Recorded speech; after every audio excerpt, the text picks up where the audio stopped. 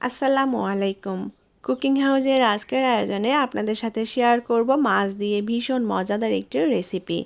আজ রান্না করব ফিশ কালিয়া। এই ফিশ কালিয়াটা অনেক পুরনো দিনের একটা রান্না, তবে এটা খেতে অসম্ভব মজার এবং টেস্টি। আর এই ফিশ কালিয়াটা যে কোনো অনুষ্ঠান, অতিথি আপ্যায়নে বা স্পেশাল দিনগুলোতে বানিয়ে পরিবেশন করতে পারেন। এটা খেতে সবাই ভীষণ পছন্দ করবে। আর রান্নাটাও বেশ সহজ, তাহলে চলুন রেসিপিটি দেখে নেই। মাছের কালিয়া রান্না করার জন্য আমি এখানে বড় সাইজের রুই মাছের 4 পিস রুই মাছ নিয়েছি। মাছগুলো ভালোভাবে ধুয়ে পরিষ্কার করে নিয়েছি। এটা যে কোনো বড় মাছ দিয়ে রান্না করা যায়। এখন এই মাছগুলোতে আমি সামান্য লবণ এবং হলুদ মাখিয়ে নেব। আমি প্রথমে মাছগুলোকে হালকা একটু ভেজে নেব, যার কারণে এইভাবে হলুদ আর লবণটা একটু মাখিয়ে নিতে হবে। আর যেহেতু বড় মাছ রান্না করব, এই মাছটা হালকা একটু ভেজে নিতে হবে। হলুদ লবণটা মাছের সাথে খুব ভালোভাবে মেখে নিতে হবে, যেন প্রতিটা মাছে হলুদ লবণটা ভালোভাবে মিশে যায়। মাছে হলুদ লবণ মাখা হয়ে গিয়েছে, এখন এগুলো ভেজে নেব। প্যানে পরিমাণ মতো তেল দিয়ে দেব। তেলটা একটু গরম করে নিয়ে এখন মাছগুলো একটা একটা করে তেলের মধ্যে দিয়ে দেব। চুলার আঁচটাকে মিডিয়ামে রেখে আমি মাছগুলোকে এপিট ওপিট উল্টে দিয়ে হালকা করে একটু ভেজে নেব। মাছগুলোর এক সাইডটা হালকা ভাজা হয়ে গিয়েছে, এখন উল্টে দিয়ে অপর পাশটাও ভেজে নিতে হবে। আর মাছটা খুব বেশি কড়া করে ভাজা যাবে না, হালকা একটু লালচে কালার করে ভেজে নেব। এতে করে খেতে ভালো লাগবে, যেহেতু বড় মাছ তাই একটু ভেজে নিতে হবে। আমি মাছগুলোকে এপিট ওপিট উল্টে দিয়ে ভেজে নিয়েছি, এখন তেল থেকে তুলে নেব। মাছগুলো তেল থেকে তুলে নিয়েছি, এখন ওই তেলের মধ্যে আরও কিছুটা তেল দিয়ে দেব। তেলের পরিমাণটা এখানে একটু বেশি লাগবে, সেই আন্দাজ মতোই দিয়ে দিলাম। 2টা তেজপাতা দিয়ে দেব, আর দিয়ে দেব 2টা শুকনো মরিচ।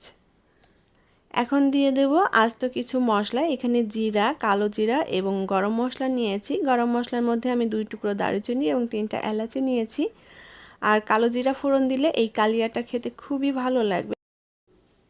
আস্ত মশলাটা একটু ভেজে নিয়েছি, খুব সুন্দর একটা ফ্লেভার চলে এসেছে। এখন এর মধ্যে দিয়ে দেব পেঁয়াজ বাটা। আমি এখানে মিডিয়াম সাইজের 4টা পেঁয়াজ ভালোভাবে বেটে নিয়েছি। এখন এই পেঁয়াজ বাটাটা দিয়ে দেব। এখানে কোনো পেঁয়াজ কুচি ব্যবহার করছি না, আপনারা চাইলে পেঁয়াজ কুচিটাও দিতে পারেন পেঁয়াজ বাটার সাথে। এখন এই পেঁয়াজটা হালকা একটু ভেজে নেব, যাতে কাঁচা গন্ধটা চলে যায়। এখন এর মধ্যে দিয়ে দেব আদা রসুনের পেস্ট।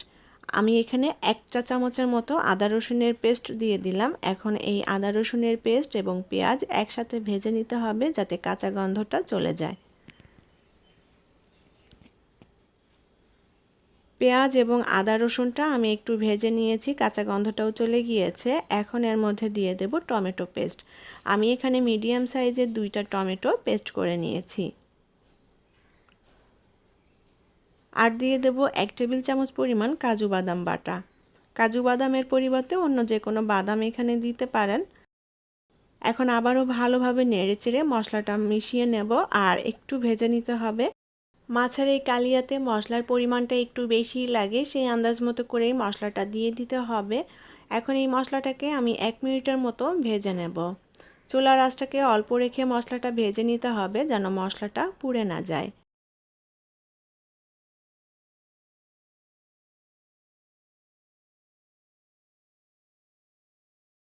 1 মিনিটের মতো মশলাটা ভালো মতো ভেজে নিয়েছি। এখন এর মধ্যে দিয়ে দেব স্বাদ মতো লবণ। আর দিয়ে দেব 1.5 চা চামচ মতো শুকনো মরিচের গুঁড়া। হাফ চা চামচ দিয়ে দেব হলুদ গুঁড়া। জিরা গুঁড়া দিয়ে দেব 1 চা চামচ মতো। ধনিয়া গুঁড়া 1 চা চামচ।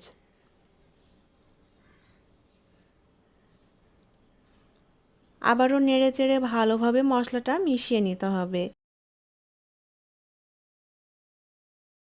আর চুলার আঁচটা অল্পই রাখতে হবে, অল্প আঁচে ভেজে নিতে হবে মশলাটা, তা না হলে মশলাটা পুড়ে যেতে পারে। অনবরত নেড়েচেড়ে ভালোভাবে মশলাটাকে ভেজে নিতে হবে।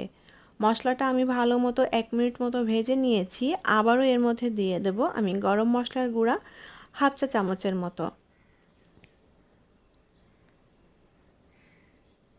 মশলাটা দিয়ে আবারও ভালোভাবে নেড়ে মিশিয়ে নেব।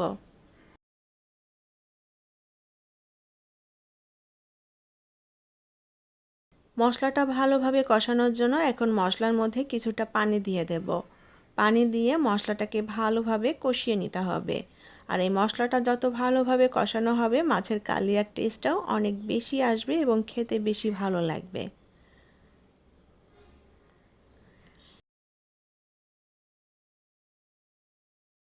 আমি অল্প আঁচে খুব ভালোভাবে মশলাটা কষিয়ে নিয়েছি, মশলার উপরে তেলটাও ভেসে উঠেছে।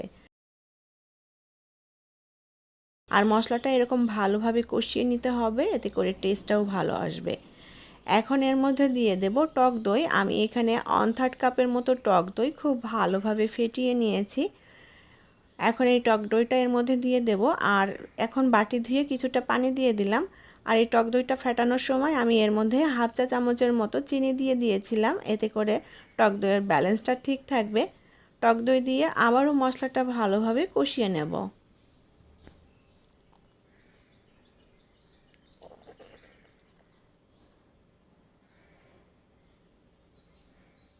মশলাটা আমি খুব ভালোভাবে কষিয়ে নিয়েছি।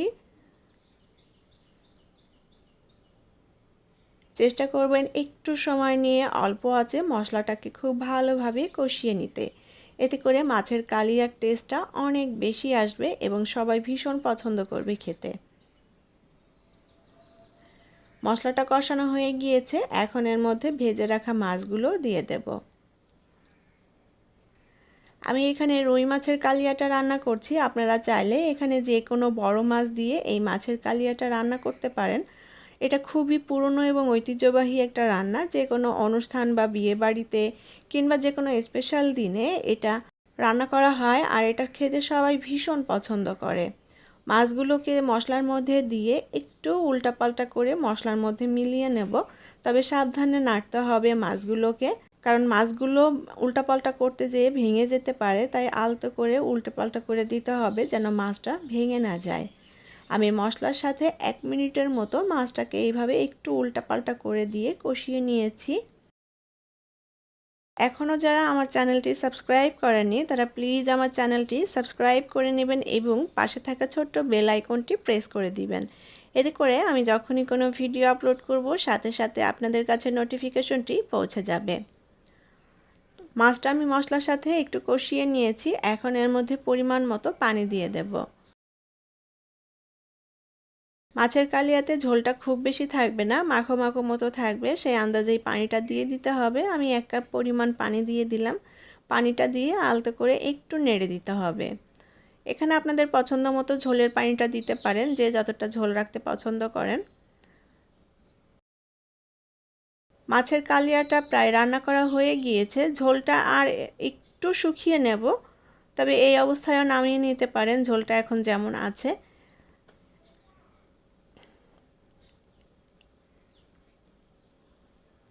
এখন এর মধ্যে দিয়ে দেব কয়েকটা কাঁচামরিচ। আমি কাঁচামরিচের মাথার দিকটা সামান্য একটু চিড়ে নিয়েছি, এতে করে খুব সুন্দর একটা ফ্লেভার আসবে, খেতেও ভালো লাগবে।